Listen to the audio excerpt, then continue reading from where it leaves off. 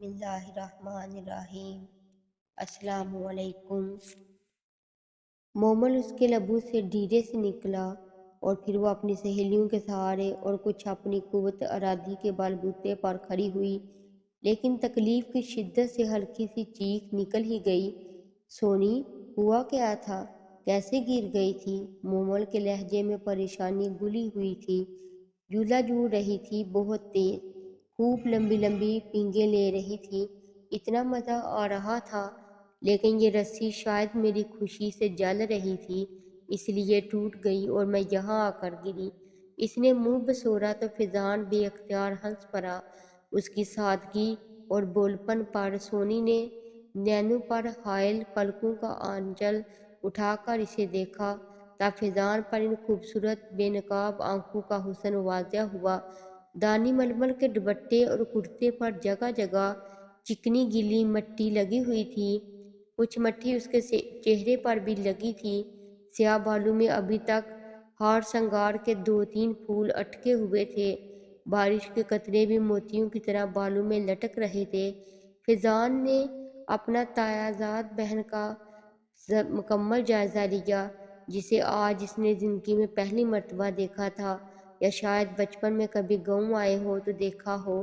فضان کے والد نے اپنی تعلیم مکمل ہونے کے بعد شہر میں ہی مستقل رہائش اختیار کر لی تھی۔ شادی البتہ سندھ کے اکثر دیہاتی خاندانوں کی روایت کے مطابق وٹے سٹے کی ہوئی۔ ان کی بہن ان کی بیوی سکینہ کے بھائی سے بیاہی تھی۔ شادی کے بعد وہ سکینہ کو بھی شہر ہی لے آئے، وہیں فضان اور مومل کی پیدائش ہوئی۔ بچپن میں ایک آدھ مرتبہ گاؤں آئے تھے، لیکن پھر بچوں کی تعلیم کا سلسلہ شروع ہو گیا تو گاؤں جانا ہی نہیں ہوا۔ چھٹیوں میں بھی مری کے کانوینٹ میں پڑھنے والا فضان گاؤں جانا پسند نہیں کرتا۔ گاؤں سے بھی سوائے تایا جی اور تایازاد بھائی عادل کے اور کوئی شہر نہیں آیا تھا۔ مومل البتہ اپنے BA کے امتحانوں سے فارغ ہو کر گاؤں آئی تھی، اور شہر واپس آنے کے بعد بھائی کے سامنے ہمیشہ سونی اور ان کے خوبصورت گاؤں کے ہی گن گاتی رہتی۔ اس مرتبہ وہ زبردستی فضان کو بھی لے کر آئی۔ یوں بھی جولائی کا مہینہ تھا، ساون رت میں وہ گاؤں کی خوبصورتی دیکھنا چاہتی تھی۔ حالانکہ فضان نے بہت کہا کہ بارشوں کے موسم میں گاؤں خوبصورت ہونے کی بجائے اور بدصورت ہو جاتا ہے، چاروں طرف کچڑ ہی کچڑ اور پھسلن، لیکن مومل نے ایک نہ سنی، اس لیے اسے لے کر ہی آئی، اور وہ ابھی ان کی جیپ تایا کی حویلی کی طرف جا رہی تھی کہ اچانک فضا میں تیز چیخیں گونج اٹھیں۔ فضان نے گھبرا کر کہا، بریک لگایا، کیا یہاں اسیب کا سایہ ہے؟ میرا مطلب ہے چیلیں وغیرہ۔ فضان نے مسکراہٹ دبا کر خوفزدہ ہوتے ہوئے کہا، بنیے مت زیادہ، سب پتہ ہے مجھے، جیسے اتنے ہی تو ڈرپوک ہے نا آپ، انسانی چیخوں کو چڑیلوں کی چیخیں سمجھ لیں گے۔ ذرا جلدی سے اتر کر دیکھیے، شاید کسی کو ہماری مدد کی ضرورت ہو، مومل نے قدرے غصے سے کہا۔ تب ہی فضان بھی کو حالات کی سنگینی کا اندازہ ہوا، اور وہ جیپ سے اتر کر چیخوں کی سمت چل پڑا۔ اور اب وہ سونی کا جائزہ لیتے ہوئے دل ہی دل میں سوچ رہا تھا، مومل نے اس کی تعریف بلا وجہ نہیں کی تھی۔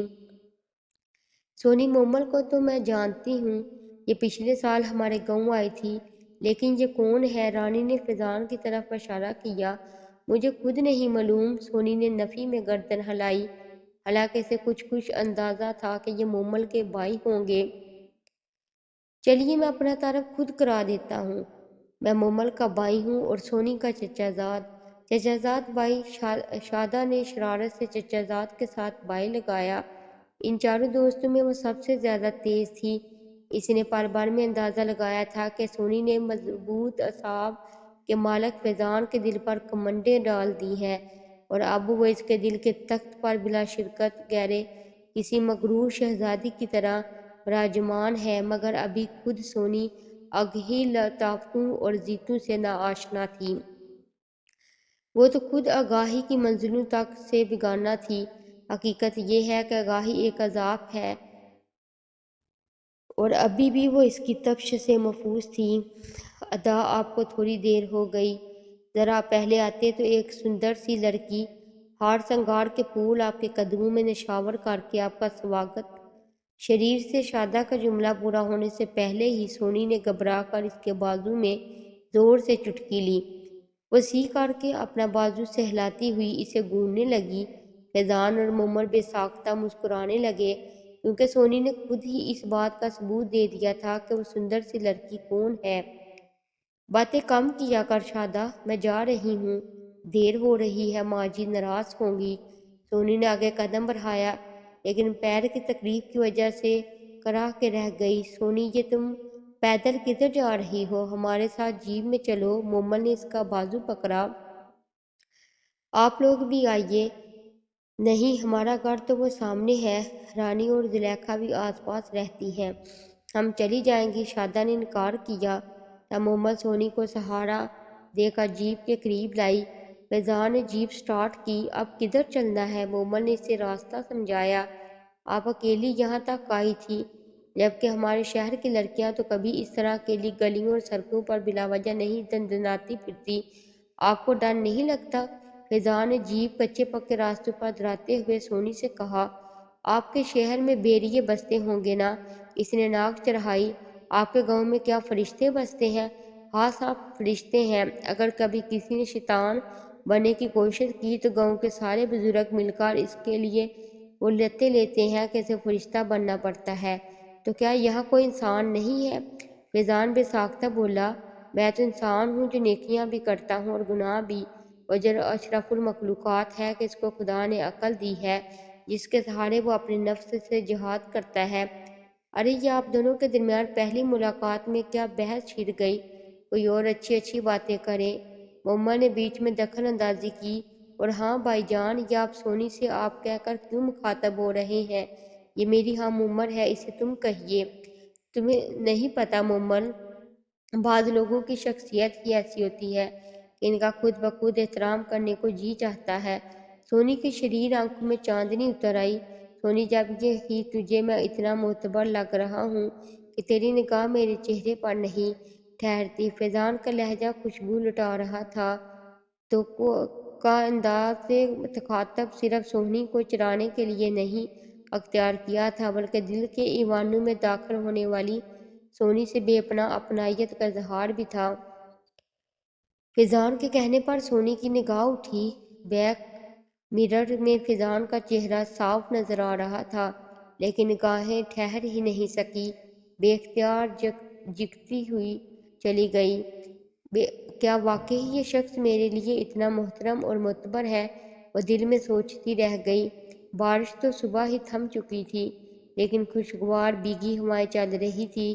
بابی نے حسب معمول روز کی طرح اس دن بھی بڑے سے صحن میں چارپائیاں بچھا دی تھی، جن پر خیس اور سفید چادریں بچھی ہوئی تھی۔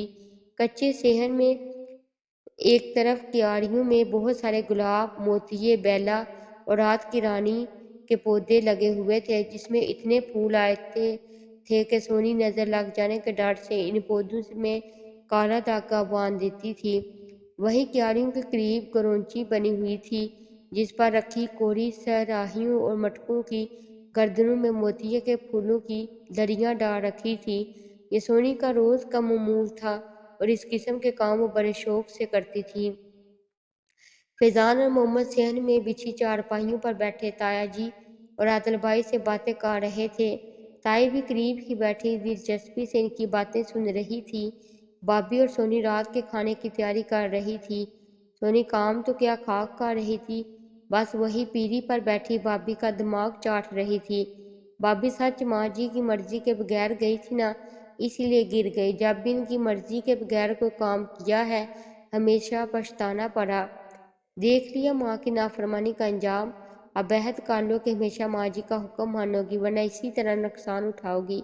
ہاں، میں عہد کرتی ہوں کہ ہمیشہ ماں جی کا کہنا مانوں گی۔ اچھا، تم جاؤ، جا کر پوچھو کہ کھانا لگا دیں۔ وہ اٹھی تو درد کی ایک تیز لہر پیر میں اٹھی۔ اس نے صبح سے اپنی چوٹ کی پرواہ نہیں کی تھی، اور اب پیر کافی سوج گیا تھا۔ وہ ہلکا سا لنگڑاتی ہوئی صحن میں گئی۔ بابی پوچھ رہی ہے کہ کھانا لگا دیا جائے؟ ابھی سے اتنی جلدی؟ ابھی تو مغرب ہوئی ہے۔ بیٹا، گاؤں میں تو سب ہی لوگ سر شام کھانا کھا لیتے ہیں، اگر تمہیں بھوک نہیں ہے تو کچھ دیر بعد کھا لیں گے۔ تایا جی نے محبت سے کہا۔ اچھا تو پھر میں بھابھی کو منع کر دوں؟ وہ مڑی، فیضان بے چین ہو گیا۔ اتنی دیر بعد تو سامنے آئی تھی، پھر نگاہوں سے اوجھل ہو جائے گی۔